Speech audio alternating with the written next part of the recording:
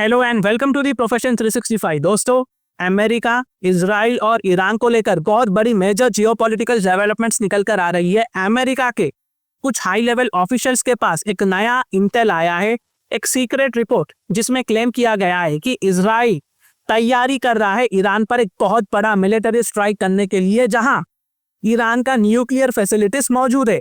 यहाँ पर बहुत बड़ा अटैक इजराइल करने वाला है। CNN ने इसको रिपोर्ट भी किया है और टाइम्स ऑफ इजराइल जैसे क्रेडिबल रिसोर्स ने भी इसको कोड भी किया है। लेकिन सबसे बड़ी बात यह है कि इजरायली एयरफोर्स अटैक मोड पे है, अलर्ट पे है, ऑन पर है। ये कोई रूटीन मिलिट्री ड्रिल नहीं है दोस्तों, ये एक साइकोलॉजिकल प्रेशर है जो बेंजामिन नेतन्याहू बनाना चाहता है ईरान के supreme leader Ayatollah Ali Khamenei पर। ठीक है, यहाँ पर बेंजामिन नेतन्याहू प्रीएम्प्टिव स्ट्राइक का डर दिखाना चाहता है ईरान पर, ताकि ईरान न्यूक्लियर डील पर साइन कर ले और अपना जो कंडीशन है यूरेनियम एनरिचमेंट का, उसको भूल जाए। दोस्तों, जैसा कि हम सब जानते हैं कि अमेरिका यहाँ पर छुप के बंद दरवाजों के बीच ईरान के साथ मल्टीपल मीटिंग्स कर रहा है। 4 दफा राउंड हो चुकी है। ठीक है, 4 दफा तक अमेरिका ईरान मिल चुके हैं और यहाँ पर मीडिएटर ओमान बना है। यहाँ पर दोनों देशों की मीटिंग ओमान में हुई है और इताली के रोम में हुई है। यहाँ पर 4 राउंड्स कंप्लीट हो चुके हैं, लेकिन शर्त एक चीज पर अटकी हुई है। ठीक है, यूरेनियम एनरिचमेंट। अमेरिका चाहता है कि ईरान अपना एनरिचमेंट बंद कर दे, बदले में अमेरिका इकोनॉमिक सैंक्शंस ईरान पर से हटा देगा। लेकिन दोस्तों, बात यह है कि ईरान की लीडरशिप ना तो इजीली प्रेशर में आती है, ना कॉम्प्रोमाइज करती है। समझ में आया आपको? ईरान की लीडरशिप ना तो प्रेशर में है, ना तो कॉम्प्रोमाइज करती है। यहाँ पर आप देख सकते हैं जो अमेरिकन ऑफिशियल्स को इनपुट मिला है ना, वो कब मिला है पता है? ईरान के supreme leader Ayatollah Ali Khamenei के स्टेटमेंट के बाद इनका ये जो मूवमेंट है ये शुरू हुआ है। यहाँ पर आप इनका ट्वीट देख सकते हैं। For the Americans to say we won't allow Iran to enrich uranium is utter nonsense. यहाँ पर ईरान के supreme leader Ayatollah Ali Khamenei साहब कहते हैं कि अमेरिका का जो कहना है कि हम ईरान को यूरेनियम एनरिचमेंट करने नहीं देंगे, हम अलाउ नहीं करेंगे, ये सब बकवास है, ये सब नॉनसेंस है। We are not waiting for anyone's permission. हम यहाँ किसी के परमिशन के लिए नहीं खड़े हुए हैं।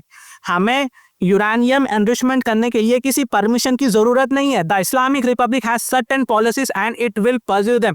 इस्लामिक रिपब्लिक ऑफ ईरान के पास कुछ पॉलिसीज है और वो उसी पॉलिसीज को फॉलो करेंगे, इसे ही लेकर चलेंगे। बेसिकली ईरान के supreme leader Ayatollah Ali Khamenei साहब क्लियरली अपना स्टांस मेंशन कर चुके हैं कि ये यूरेनियम एनरिचमेंट की कंडीशन पर किसी भी तरह का कॉम्प्रोमाइज नहीं करेंगे। ये डोनाल्ड ट्रंप की बात नहीं मानेंगे। अगर तुम लड़ने आए तो वो लड़ने भी तैयार है। बेसिकली इनका यही कहना है। अब आपको समझ में आ गया होगा कि अमेरिका के जो हायर ऑफिशियल्स है उनको इनपुट क्यों आया है इजराइल के तरफ से। ठीक है, ईरान कोई छोटा मोटा देश नहीं है दोस्तों, ये इंडिया के पड़ोसी देशों में आता है। ये मिडिल ईस्ट का एनर्जी ट्रेजर है। ठीक है, ये मिडिल ईस्ट का सीना है, ये छाती है मिडिल ईस्ट की। यहाँ पर ईरान में बड़े बड़े गैस के भंडार, तेल के भंडार हमें देखने को मिलते हैं और एक टाइम पर ईरान यहाँ से कच्चा तेल बहुत ही सस्ते दाम पर, और हमारी इकोनॉमी बहुत ज्यादा फायदा उठाई थी ईरान के कच्चे तेल से। ईरान के पास दोनों चोक पॉइंट से स्ट्रेट ऑफ हॉर्मुज, बाब अल मांदेब, ये ईरान के प्रॉक्सिस के अंदर आते हैं। ऊपर हिजबुल्लाह है लबनान में, नीचे यमन है, सब ईरान के इन्फ्लुएंस में है। और जब से ये JCPOA डील का नाटक चला है ना, तब से लेकर अब तक ईरान ने अपना न्यूक्लियर गेम साइलेंटली स्ट्रॉन्ग किया है। कब से? जब से ओबामा आया, ट्रम्प गया, जो बाइडेन आया, फिर अब ट्रम्प आया है, तब से लेकर अब तक ईरान ने बहुत ही ज्यादा न्यूक्लियर अचीवमेंट्स कर लिए हैं और यूरेनियम एनरिचमेंट को बहुत ही ज्यादा करीब ला लिया है। कुछ थिंक टैंक्स तो कहते हैं कि ईरान के पास ऑलरेडी न्यूक्लियर वेपन रेडी है। जैसे कि इजराइल को कभी पूछा जाता है ना कि इजराइल तुम्हारे पास न्यूक्लियर वेपन है या नहीं, तो इजराइल खामोश होता है। तो ठीक ईरान भी यहाँ पर यही स्ट्रेटेजी फॉलो कर रहा है। ईरान भी कह रहा है कि अगर कोई ईरान से पूछता है कि तुम्हारे पास न्यूक्लियर वेपन है या नहीं है, तो वो भी खामोश रहता है। तो ईरान के पास एक्सपर्ट्स का मानना है कि थिंक टैंक्स का जो मानना है कि ईरान के पास ऑलरेडी न्यूक्लियर वेपन है। वेराज अगर हम थोड़ा इस टॉपिक को क्लोज कर देना, इजराइल जानता है अगर ईरान ने बम बना लिया तो उसका एग्जिस्टेंस खतरे में है। वेराज ईरान कहता है कि हमारा जो पर्पस है वो सिर्फ सिविलियन पर्पस के लिए है। तो ईरान का न्यूक्लियर प्रोग्राम को खत्म करने के लिए इजराइल ने पहले भी कोवर्ट ऑपरेशंस किए हैं, न्यूक्लियर साइंटिस्ट को एलिमिनेट किया है, न्यूक्लियर प्लांट्स पे साइबर अटैक किया, सबोटेज किया, यहाँ तक कि मिसाइल से स्ट्राइक भी किया था। अब एक फुल स्केल मिलिट्री स्ट्राइक की तैयारी इजराइल कर रहा है, यही अब इनका ऑप्शन है। लेकिन दिक्कत यह है दोस्तों, अमेरिका पे भरोसा नहीं कर सकता इजराइल। ट्रम्प एडमिनिस्ट्रेशन ने कई बार, ठीक है, ट्रम्प एडमिनिस्ट्रेशन ने कई बार पलटी मार दी है इसके बारे में। इजराइल और बेंजामिन नेतन्याहू चाहता है कि अब वो खुद अपना काम करे, सीधा जाए और ईरान के न्यूक्लियर फैसिलिटीज को डिस्ट्रॉय कर वापस आ जाए। ये इजराइल करना चाहता है। बेंजामिन नेतन्याहू का जो पेशेंस है वो खत्म होते जा रहा है और बेंजामिन नेतन्याहू को पता है ये बात कि ईरान कभी यूरेनियम एनरिचमेंट पर कॉम्प्रोमाइज नहीं करेगा। जो ट्रम्प चाहता है यूरेनियम एनरिचमेंट को ईरान बंद कर दे, ये ईरान कभी नहीं करेगा, ये बात कभी नहीं मानेगा।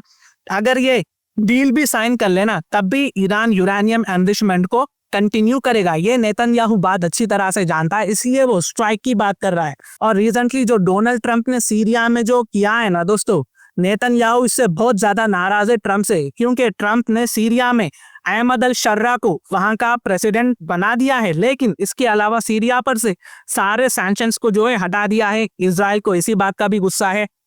तो दोस्तों यहाँ पर आप गेम समझ चुके हैं कि क्या क्या चल रहा है यहाँ पर। तो कभी भी हमें सुनने को मिल सकता है कि ईरान ने स्ट्राइक किया है और एक बहुत बड़ी वॉर ईरान ने भी पलटाकर शुरू कर दी है।